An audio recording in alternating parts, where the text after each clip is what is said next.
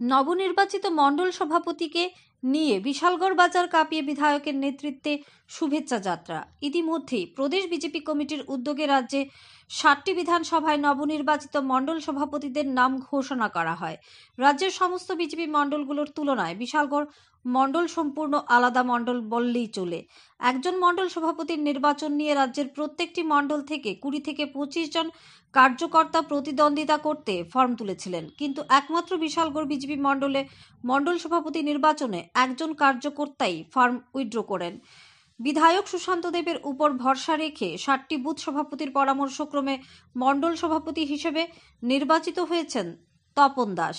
সোমবার সন্ধ্যা রাতে নবনির্বাচিত মণ্ডল সভাপতি তপন দাসকে নিয়ে বিধায়ক সুশান্ত দেব সহ অন্যান্য কার্যকর্তারা বিশালগড় রাজপথ কাঁপিয়ে সারা জাগানো শুভেচ্ছা যাত্রা করেন। এদিনের শুভেচ্ছা যাত্রাটি বিশালগড় বিজেপি মণ্ডল কার্যালয় থেকে শুরু হয়ে বিশালগড় পেট্রোল পাম্প হয়ে পুনরায় বিশালগড় বিজেপি মণ্ডল কার্যালয়ে এসে সমাপ্ত হয়। রাজ্যের অন্যান্য মণ্ডলগুলোর মণ্ডল সভাপতি নির্বাচন নিয়ে কার্যকর্তাদের মধ্যে গোষ্ঠীকন্দল থাকলেও বিশালগড় বিজেপি মণ্ডলে তা একেবারে নেই বললেই চলে। এদিকে মণ্ডল সভাপতি তপন দাস জানান, রাজ্য এবং কেন্দ্রীয় সরকার কর্তৃক জনগণের কল্যাণের সমস্ত উন্নয়নমূলক প্রকল্পগুলো জনসমক্ষে তুলে ধরা এবং জনসেবা করা হচ্ছে তাদের একমাত্র মূল লক্ষ্য।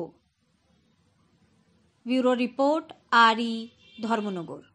কি বলবেন নতুন মণ্ডল সভাপতি নিয়ে কি বলবেন? এটা আমাদের বিজেপির সাংগঠনিক প্রক্রিয়া। ভারতীয় জনতা পার্টি আমরা সংগঠন পর্বের মাধ্যমে বুথ থেকে মণ্ডল, মণ্ডল থেকে জেলা, জেলা থেকে প্রদেশ, আমরা এরকম কার্যক্রমের মাধ্যমে আমাদের সভাপতি নিযুক্ত করা হয়।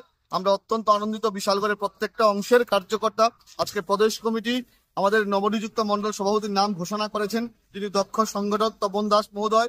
ওনার সাংগঠনিক দক্ষতার উপর ভিত্তি করে আমরা প্রত্যেকটা বুথে ভারতীয় জনতা পার্টির সংগঠনকে আরো বেশি মজবুত ত্বরান্বিত করব। কি বলবেন নতুন মণ্ডল সভাপতি হিসেবে আবার নিযুক্তি পেলেন? দল আমাকে দায়িত্ব দিয়েছে, আমি চেষ্টা করব আমাদের বিশালগড় মণ্ডলে সংগঠনকে আরো শক্তিশালী করা। মাননীয় বিধায়কের পরামর্শে এবং আমাদের প্রত্যেকটা বুথ সভা থেকে শুরু করে